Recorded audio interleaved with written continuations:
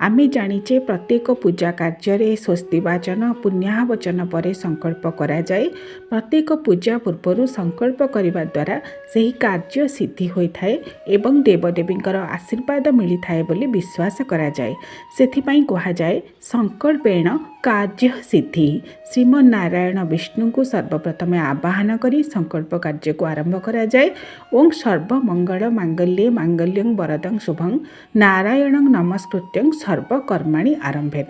अर्थात नारायण को स्मरण करी सर्व कार्येषु माधव बोली उच्चारण करी तांको मंत्र को स्मरण करी प्रथमे जेकोसी पूजा कार्य आरंभ कले से पूजा सिद्धि प्राप्त हुए बोली विश्वास करा जाए। तेबे आसंतु जानिबा संकल्पर विधि, केउ पात्र रे संकल्प करा जाए, केउ पात्र रे संकल्प करा जाए नहीं, केउ दिगरे संकल्प करा जाए एवं वेदोक्त संकल्प मंत्र ए सब